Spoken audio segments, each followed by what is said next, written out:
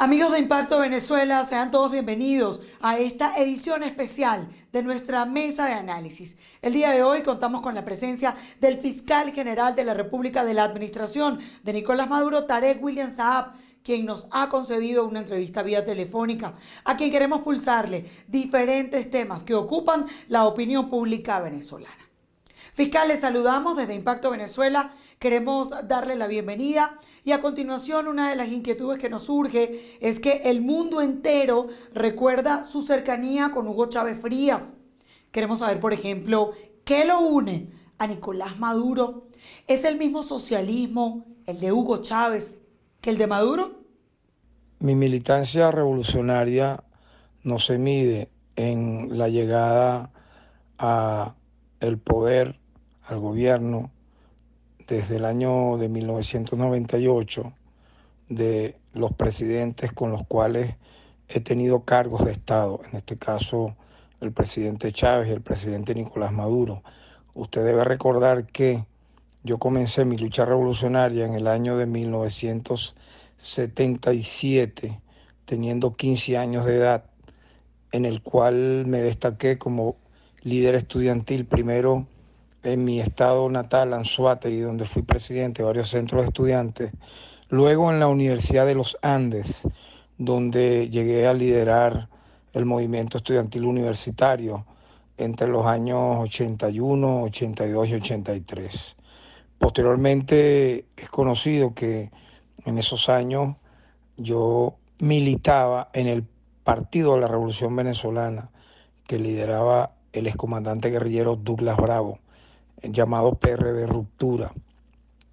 A partir de allí debemos siempre tener en cuenta que comenzó mi militancia en la defensa de los derechos humanos.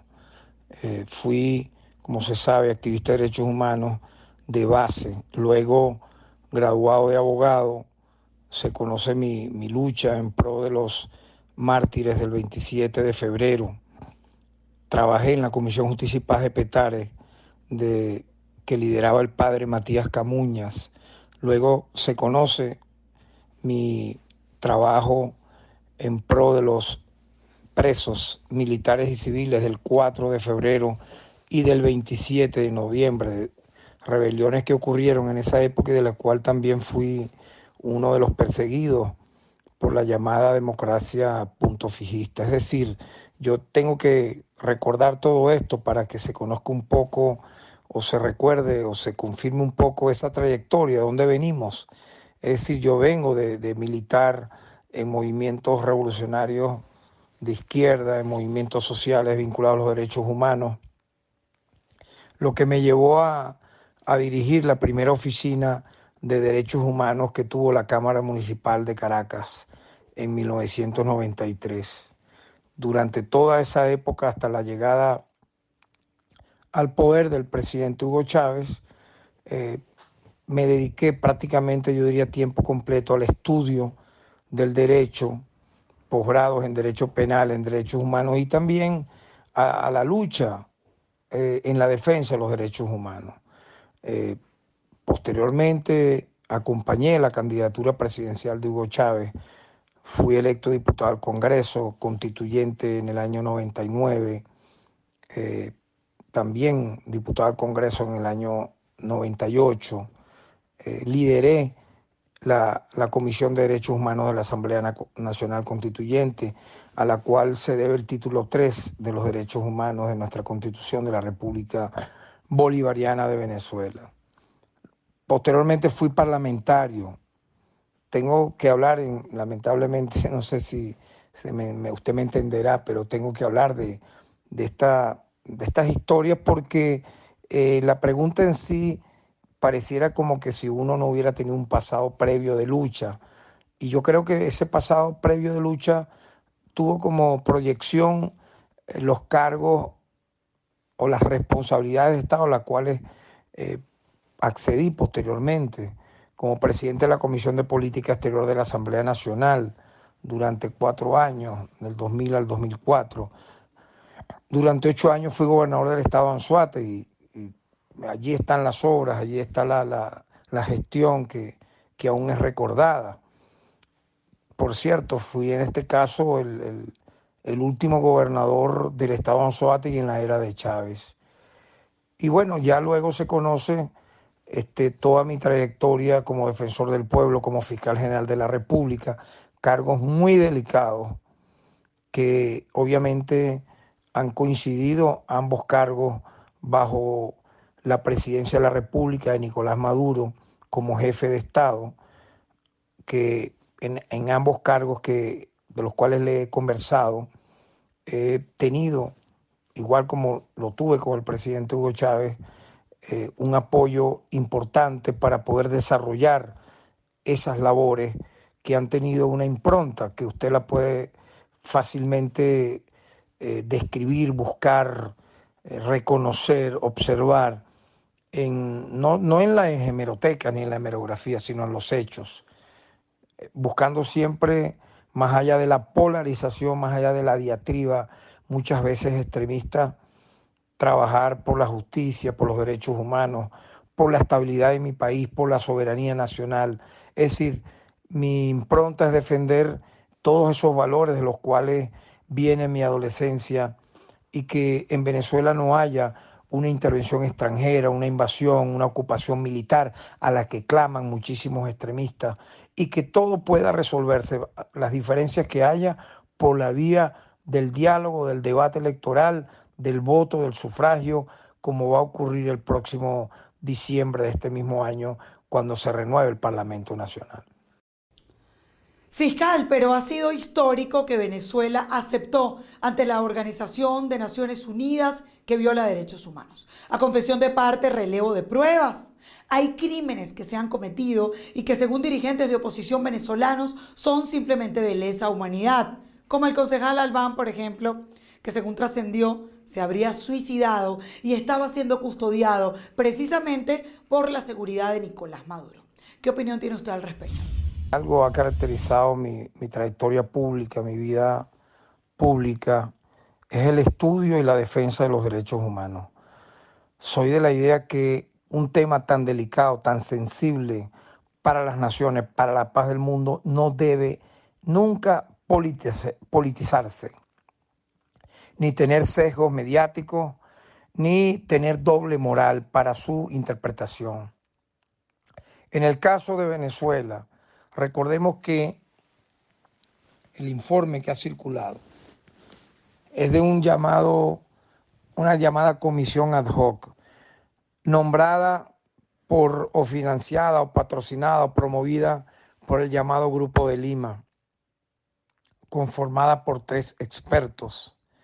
Su carácter jamás podrá ser vinculante, similar al de la Oficina de la Alta Comisionada de Derechos Humanos de Naciones Unidas, que preside Bachelet, que es una oficina que trabaja globalmente en el terreno y que en Venezuela tiene una oficina con la cual el Ministerio Público y el sistema de justicia y los organismos del Estado venezolano han venido cooperando, particularmente el Ministerio Público, y así lo ha reconocido la Oficina de la Alta Comisionada de Derechos Humanos de la ONU en sus últimos 3 informes.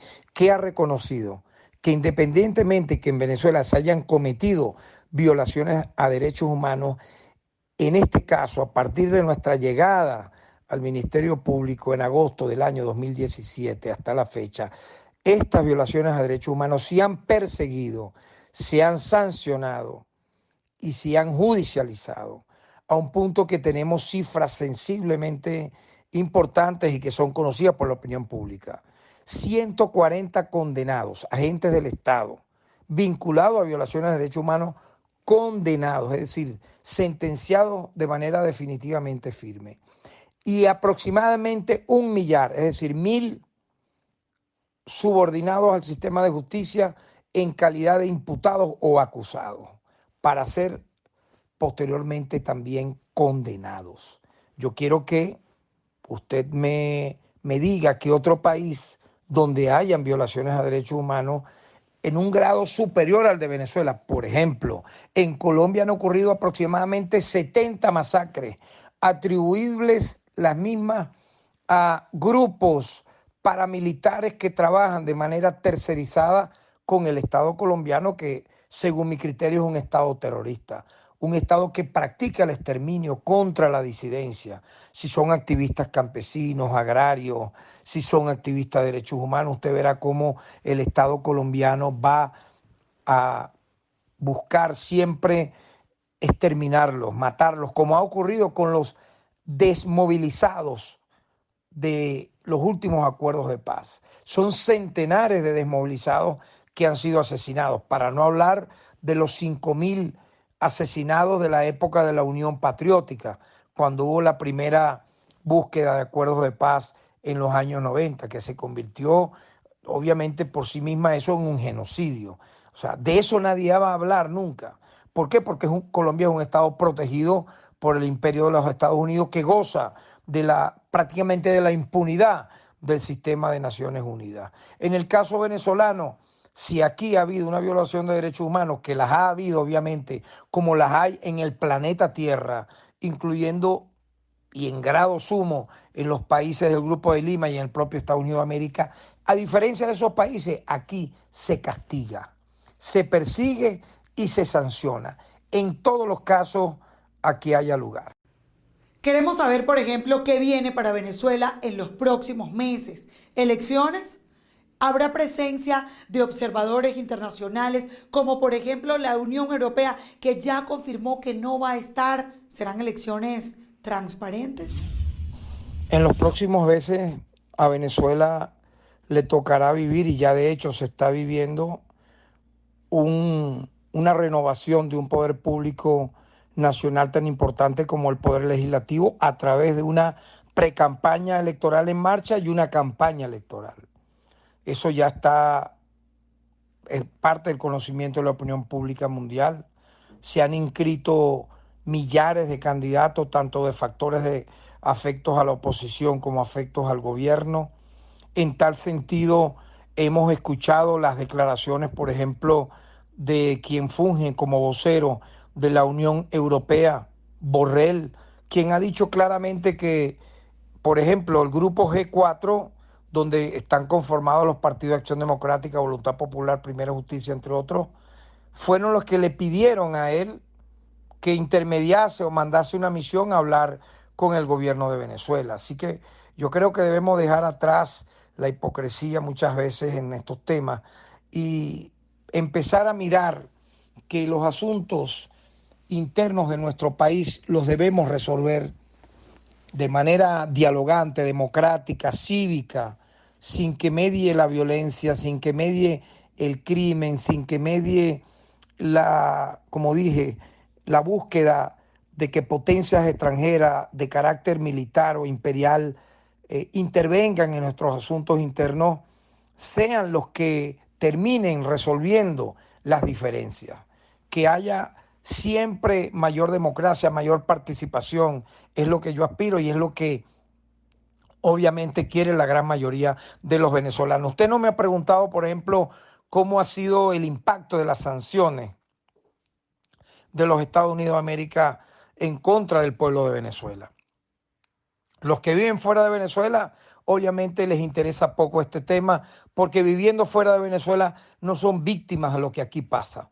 De que, por ejemplo, haya muchas veces desabastecimiento de gasolina, de productos de primera necesidad, de medicinas, de alimentos, porque se le impide al Estado venezolano vender su petróleo, comercializar su oro, buscar traer inversionistas a nuestro país, que exista una economía sólida, porque se ha buscado la teoría de la asfixia a través de las sanciones, que son más de 1.000 medidas coercitivas que arreciaron a partir del año 2017, porque los propios voceros del gobierno de Donald Trump han dicho que es el mecanismo para derrocar a un gobierno legítimamente constituido, que no le es afecto a su política de doblegarse a ella en los términos que la hemos conocido. Y los países que se han alejado de ser satélites, esclavos o colonias de los Estados Unidos de América, usted ha visto lo que ha ocurrido, los ejemplos que hemos visto en el Medio Oriente, o para no hablar muy lejos, lo que ha ocurrido en la propia Bolivia, con el derrocamiento de Evo Morales, que ya se ha dicho de manera suficiente que ganó de forma amplia las elecciones en Bolivia. Intervino la OEA, Almagro desconoció los resultados y a partir de allí vino un golpe de Estado y casi se consuma un magnicidio. Eso no lo deseo para mi país, para hablar de algo reciente que ocurrió, como tampoco deseo lo que ocurrió en el año 2002 cuando se derrocó de manera violenta a Hugo Chávez y entre otras personas, nosotros mismos, quien te habla, fue víctima de ese golpe fascista cuando irrumpieron a nuestra vivienda miembros de la DICIP y grupos fascinerosos que intentaron prácticamente matarnos. Es decir, ese tipo de acciones debemos verla de cerca para evitar que ocurran y que obviamente la única manera para que no ocurran es que efectivamente haya más democracia, más participación, que sea el voto, que sea el sufragio quien domine la escena. Y bienvenidos todos los observadores internacionales, sean de Naciones Unidas, sean de la Unión Europea, sea de grupos independientes regionales, para que vigilen lo que efectivamente va a ocurrir en diciembre de este año, como son las elecciones parlamentarias. Por último, fiscal, a través de Impacto Venezuela hemos denunciado unas mafias que están operando dentro de los tribunales de la Ley Orgánica de Protección al Niño, Niña y Adolescente, mejor conocido como los tribunales del OMNA. También hay fiscales del Ministerio Público que sobornan para resolver esos casos. ¿Se ha revisado esta situación? El Ministerio Público ha tenido una lucha sumamente, yo diría, importante, decisiva, en pro de los sectores más vulnerables, víctimas de violaciones de derechos humanos, la familia, incluyo niños, niñas, adolescentes, sectores de la tercera edad, mujeres, en los cuales le hemos defendido su derecho a través de, en este caso, de las direcciones generales correspondientes, la Dirección General de Derechos Humanos, la Dirección General de Familia y Menores. En ese sentido, están allí las cifras. El castigo, por ejemplo, a los que han cometido actos de femicidio, es decir, matar a una mujer, en este caso, por simple circunstancia patológica de celos o la psicopatía que produce este lamentable suceso. Allí están las imputaciones, las acusaciones y las condenas. Igualmente en la protección de la familia a través de las medidas que hemos desarrollado en favor de los niños, niñas y adolescentes, como no había ocurrido en el pasado.